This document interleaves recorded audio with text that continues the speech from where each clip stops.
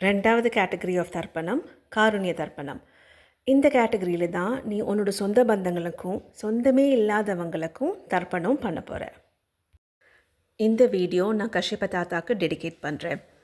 ரொம்ப வருஷம் முன்னாடி நான் தர்ப்பணம் பண்ணிகிட்டு இருக்கும்போது எனக்கு என்னோடய பித்ருக்கள் எந்த கோத்திரம் அப்படின்னு தான் தெரிஞ்சுது. அதை தவிர எனக்கு வேறு எதுவும் இன்ஃபர்மேஷன் அந்த டைமில் இல்லை. என்னோடய ஸ்பிரிச்சுவல் ஜேர்னியெல்லாம் முடிஞ்சதுக்கப்புறம் தான் தெரிய வந்தது யார் யாருக்கு எப்படியெல்லாம் ரிலேட்டட் அப்படின்னு. அப்படி தெரிய வந்த ஒரு விஷயந்தான் இது. கஷ்யப கோத்திரத்துக்கும் எனக்கும் எந்த மாதிரியான ஒரு ரிலேஷன் அப்படின்னு. இந்த வீடியோ எப்படியாவது கஷ்யப தாத்தாக்கு போய் சேரும்னு நம்புகிறேன். தாத்தா, உங்களோட பேத்தியோடு பேத்தி உங்களுக்கும் பேத்தி தான் தாத்தா. அதுதான் நம்ம ரிலேஷன். ஒரு கோத்திரத்துக்குள்ளே இவ்வளோ டைவர்சிட்டி இருக்கும் அப்படின்னு ப்ரூவ் பண்ணுற ஒரு கோத்திரம் தான் கஷ்யப கோத்திரம். அதனால் இந்த வீடியோ நான் கஷ்யப தாத்தாக்கு டெடிகேட் பண்ணுறேன். ரிலேட்டிவ்ஸ் அண்ட் நான் ரிலேட்டிவ்ஸ் இப்போது சம்சாரம்ன்றதை விட்டு வந்தாச்சு. ஸோ இப்போது நான் ரிலேட்டிவ்ஸ் அப்படின்ற ஒரு செப்பரேஷன் இல்லை, எல்லாருமே சேம் தான். இருந்தாலும் இந்த கோத்திரத்துலேருந்து இந்த தாத்தா கிட்டேருந்து ஆசீர்வாதம் வந்திருக்குன்றது ஒரு அக்னாலஜ்மெண்ட் தான் இந்த வீடியோ, இந்த டெடிகேஷன். இன்ட்ரடக்ஷன் டு காருண்ய தர்ப்பணம். இந்த காருண்ய தர்ப்பணம் கேட்டகரியில் 2 விதமான பேர் வருவாங்க. ரிலேட்டிவ்ஸ், அதாவது சொந்தக்காரங்க.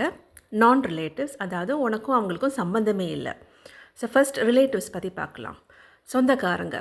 சொந்தக்காரங்கன்ற கேட்டகரியிலேயே திருப்பி 2 விதமான சொந்தம் இருக்குது.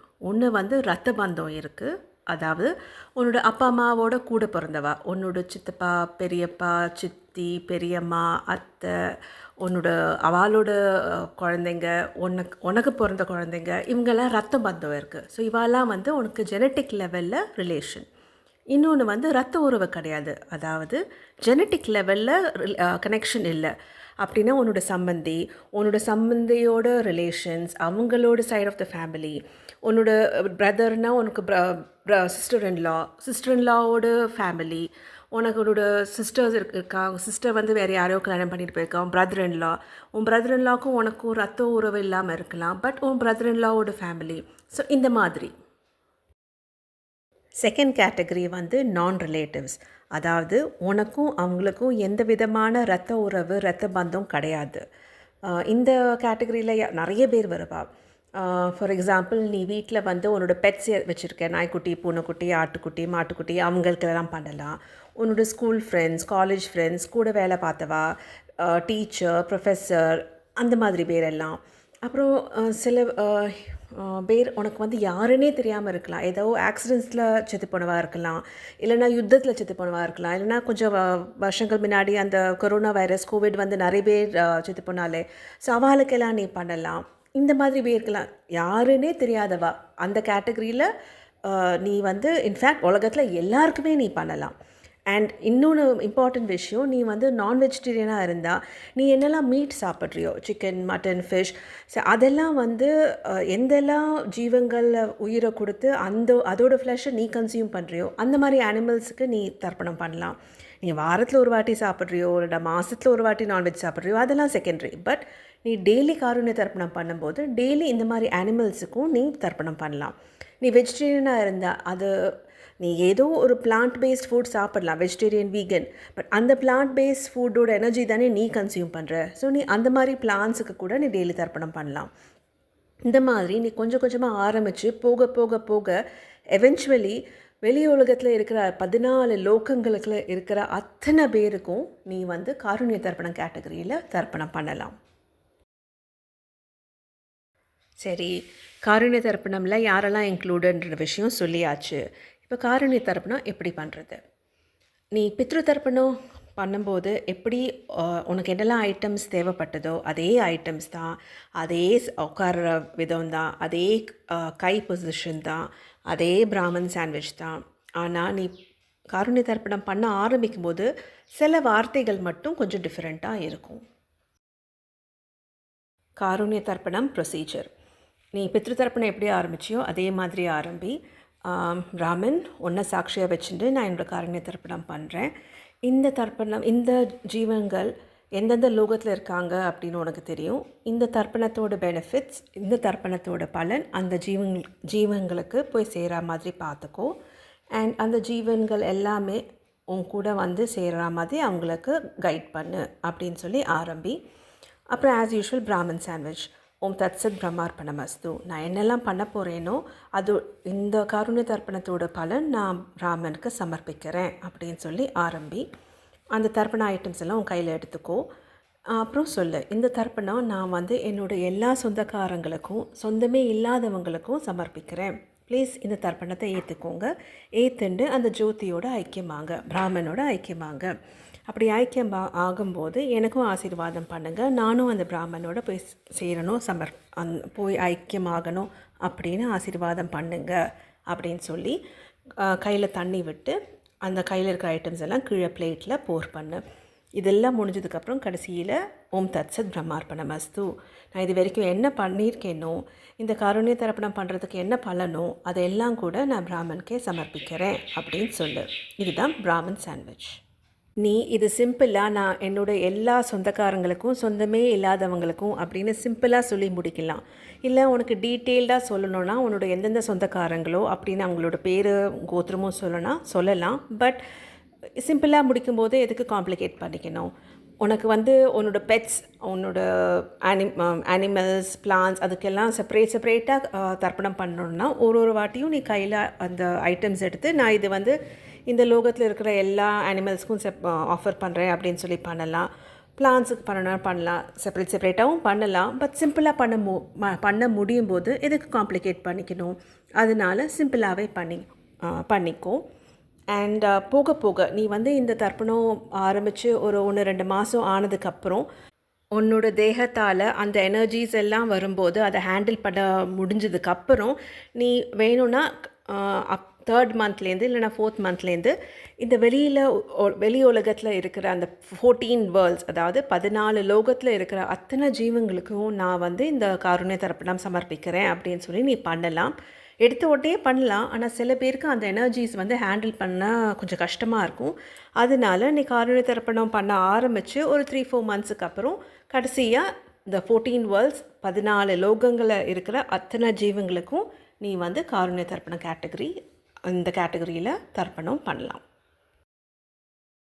காருண்ய தர்ப்பணம் எப்படி பண்ணுறதுன்னு சொல்லி கொடுத்தாச்சு. இப்போது எதுக்கு நேரம் வந்தாச்சு? ஆன்சர், கொஞ்சோண்டு தியரி தெரிஞ்சுக்க நேரம் வந்தாச்சு. தியரியெல்லாம் உனக்கு கொஞ்சமாக தெரிஞ்சால் போதும். தர்ப்பணம் எதுக்கு பண்ணுறோம், இதனால் என்ன பலன், அந்த மாதிரி கொஞ்சமாக தெரிஞ்சால் போதும். அகோரா ட்ரெடிஷனில் ப்ராக்டிக்கலாக நீ பண்ணுறதுக்கு தான் இம்பார்ட்டன்ஸ். தியரிக்கு கொஞ்சமாக தான் இம்பார்ட்டன்ஸ் கொடுப்பா. நீ ஸ்பிரிச்சுவாலிட்டிக்குள்ளே என்டர் ஆனதுக்கப்புறம் வேணால் நீ நிறைய தியரி தெரிஞ்சுக்கோ. ஆனால் நீ என்டர் ஆகிற வரைக்கும் உனக்கு கொஞ்சமாக தியரி தெரிஞ்சால் போதும். நீ எபிசோட் 5.1 வீடியோ பார்த்துருந்தா அது அட்வான்ஸ் லெவல் பித்ரு தர்ப்பணத்தில் நான் வந்து ஒரு எக்ஸாம்பிள் கொடுத்துருந்தேன். எக்ஸாம்பிள் நம்பர் 2, இந்தியாவில் ஸ்கூல் சிஸ்டம் எப்படி இருக்குதுன்னு. அதில் நான் சொல்லியிருந்தேன், உன்னோட பித்ருக்களுக்கு வந்து உன்னை 5th ஸ்டாண்டர்ட் வரைக்கும் தான் அவங்களால கரையேற்ற முடியும்னா பரவாயில்ல, நீ ஃபஸ்ட்டு 5th ஸ்டாண்டர்ட் வரைக்கும் படித்து பாஸ் பண்ணு அப்படின்னு. இப்போ காருண்ய தர்ப்பணம் கேட்டகரியில் நீ வந்து உன் சொந்தக்காரங்களுக்கும் பண்ணுற, சொந்தமே இல்லாதவங்களுக்கும் பண்ணுற இல்லையா? ஸோ இங்ககிட்டேருந்து வர ஆசீர்வாதம் தான் உன்னை வந்து 5th ஸ்டாண்டர்ட்லேருந்து 12th ஸ்டாண்டர்ட் வரைக்கும் உன்னை வந்து கரையேற்ற முடியும். ஸோ உன்னோட பித்ருக்களால் உன்னை எந்த அளவுக்கு ஆசீர்வாதம் பண்ண முடியுமோ அந்த அளவுக்கு ஆசீர்வாதம் வாங்கினதுக்கப்புறம் நீ கொஞ்ச நாளுக்கு அப்புறம் நீ காருண்ய தர்ப்பணம் பண்ண ஆரம்பிப்ப இல்லையா? அப்போ இவங்ககிட்டேருந்தெல்லாம் உன் சொந்தக்காரங்கிட்டேருந்து அப்புறம் யாருன்னே தெரியாதவங்ககிட்டேருந்தெல்லாம் நீ ஆசீர்வாதம் வாங்குற இல்லையா? இதுதான் வந்து உன்னை 12th ஸ்டாண்டர்ட் வரைக்கும் கரையேற்றும். அப்படின்னா இதுக்கு என்ன அர்த்தம்? யூ த இண்டிவிஜுவல், நீ போடுற எஃபர்ட் தான் உன்னை வந்து 5th ஸ்டாண்டர்ட்லேருந்து 12th ஸ்டாண்டர்ட் வரைக்கும் உன்னை கொண்டு போய் சேர்க்கும். அதே மாதிரி இன்னொரு எக்ஸாம்பிள் சொல்லியிருந்தேன் இல்லையா? உன்னோட பித்ருக்களால் உன்னை 10th ஸ்டாண்டர்ட் வரைக்கும் தான் கரையேற்ற முடியும்னா பரவாயில்ல, பித்ருக்கள்கிட்டேருந்து 10வது வரைக்கும் பாஸ் பண்ணுறதுக்கு ஆசீர்வாதம் வாங்கிக்கோ. அதுக்கப்புறம் நீ உன்னோட எஃபர்ட் போட்டு 12th ஸ்டாண்டர்ட் வரைக்கும் வா. நீ வந்து சப்த ரிஷிகள்லேருந்து உன்னோட டிசெண்டண்டாக இருந்தால், உன்னோட பித்ருக்கள் வந்து ஒரு சப்த ரிஷியாக இருந்தால் அவங்களாலேயே உன்னோட 12th ஸ்டாண்டர்ட் வரைக்கும் பாஸ் பண்ண வைக்க முடியும். 12th ஸ்டாண்டர்ட் வரைக்கும் கொண்டு போய் சேர்க்க முடியும், ஆசீர்வாதம் பண்ண முடியும். நீ வந்து மிச்சம் ஒரு சப்த ரிஷி, உன்னோட 2 பித்ருக்களுமே சப்த ரிஷியில் வரதானா ஃபைன், நோ ப்ராப்ளம். நீ எல்லார்ட்டேருந்து ஆசீர்வாதம் வாங்கு அப்படின்னா, நீ இன்னும் அட்வான்ஸ்டாக, இன்னும் ஃபாஸ்ட்டாக வந்து உன்னால் ப்ராக்ரஸ் பண்ண முடியும் நீ ஸ்பிரிச்சுவாலிட்டிக்குள்ளே என்டர் ஆனதுக்கப்புறம். இன்னொரு விஷயம், நீ இது வரைக்கும் ரியலைஸ் பண்ணலன்னா தெரிஞ்சுக்கோ. நீ காருண்ய தர்ப்பணத்தில் கடைசியில் 14 லோகத்தில் இருக்கிற அத்தனை பேர்ட்டேருந்தும் நீ ஆசீர்வாதம் வாங்குற இல்லையா? அப்படின்னா எல்லா ஸ்பீஷீஸ்டேருந்தும் நீ ஆசீர்வாதம் வாங்குற. இப்போ ஹிந்துஸை பொறுத்த வரைக்கும் நமக்கு வந்து மனுஷ ரூபம் மட்டும் கிடையாது, மனுஷங்க மட்டும் கிடையாது, வேறு ஸ்பீஷீஸும் இருக்கா அப்படின்றது ஒரு ஹிந்துவுக்கு தெரிஞ்ச விஷயம்தான். இப்போ தசாவதார எக்ஸாம்பிளை எடுத்துக்கோயே. 10 அவதாரம் ஆஃப் விஷ்ணுவை தான் தசாவதாரம் அப்படின்னு சொல்கிறா. அதுலேயே ஃபஸ்ட்டு 4 அவதாரம் வந்து விஷ்ணு மனுஷ ரூபத்திலே வரலையே, 5ஆவதுக்கு அப்புறம் தானே மனுஷ ரூபத்தில் வந்தார். ஸோ இதுலேயே நமக்கு வந்து இனஃப் ப்ரூஃப் இருக்குது, மனுஷங்க மட்டும் கிடையாது, வேறு ஸ்பீஷீஸும் இருக்கா அப்படின்றது. அதுலேயே 4ஆவது அவதாரம் நரசிம்ம அவதாரம் வந்து பிரகலாதாவை காப்பாற்றுறதுக்காக எடுத்த அவதாரம். பிரகலாதாவோட பேரன் பாலியை கட்டுப்படுத்த எடுத்த அவதாரம் தான் வாமன அவதாரம். அப்படின்னா ஒரு ஃபேமிலியிலேயே 2 அவதாரமோட விஷ்ணுவோட 2 அவதாரம் வந்திருக்கா. இப்போ விஷ்ணு வந்து ஒன்றும் சொல்லலையே, பிரகலாதாவா அச்சோ நீ வந்து மனுஷன் கிடையாது, நீ வந்து அசுரனாச்சே, நான் எல்லாம் வந்து உன்னை காப்பாற்ற மாட்டேன் அப்படின்னு சொல்லலையே. அப்படின்னா இதுலேருந்து நம்ம என்ன தெரிஞ்சுக்கணும்?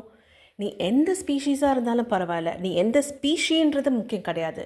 நீ எந்த மாதிரி ஒரு ஒரு ஒரு ஆத்மா, நீ எந்த மாதிரி ஒரு ஜென்மன்றது தான் இம்பார்ட்டண்ட். அப்படின்னா நீ த இண்டிவிஜுவல் உனக்கு தான் இம்பார்ட்டன்ஸ். நீ வந்து மனுஷனாக இருக்கியா இல்லை அசுரனாக இருக்கியா, அதெல்லாம் வந்து இட்ஸ் நாட் மெயின். இன்னொரு விஷயம், பாலி வந்து ஒரு நல்ல ராஜாவாக இருந்தார். பாலியை வந்து பூலோகத்துலேருந்து பாதாள லோகத்துக்கு அனுப்புறதுக்கு முன்னாடி பாலி வந்து வாமன அவதார் கிட்ட ஒரு வரம் கேட்டார். என்னது?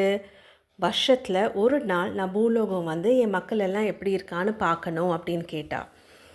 இப்போது ஹிந்து மலையாளிஸ், உலகத்தில் இருக்கிற அத்தனை ஹிந்து மலையாளிஸும் ஓணம் ஃபெஸ்டிவலை செலிப்ரேட் பண்ணுறாங்க. எதனால்? அவங்களோட ராஜா பாலி அவங்கள பார்க்க வராங்கன்ற ஒரு சந்தோஷத்தில். இதுலேருந்து என்ன தெரியுது? பாலி ஒரு அசுரனாக இருந்தாலும் ஒரு நல்ல ராஜா. அதே மாதிரி ராமா ஒரு மனுஷனாக இருந்தாலும் ஒரு நல்ல ராஜா. இப்போது ஹிந்துஸ் எல்லாம் தீபாவளி எதுக்கு செலிப்ரேட் பண்ணுறா? ராமர் வந்து வனவாசம் முடிஞ்சு திருப்பி அயோத்தியாவுக்கு போனது. ஸோ ராமர் வந்து ஒரு மனுஷனாக இருந்தாலும் ஒரு நல்ல ராஜாவாக இருந்திருக்காரு. அதே மாதிரி பாலி வந்து ஒரு அசுரனாக இருந்தாலும் ஒரு நல்ல ராஜாவாக இருந்திருக்காரு. இதுலேருந்து என்ன தெரியுது? நீ த இண்டிவிஜுவல், நீ எந்த மாதிரி ஒரு பர்சன்றது தான் இம்பார்ட்டண்ட். நீ எந்த ஸ்பீஷீஸை சேர்ந்தவ அப்படின்றது இம்பார்ட்டண்ட் கிடையாது.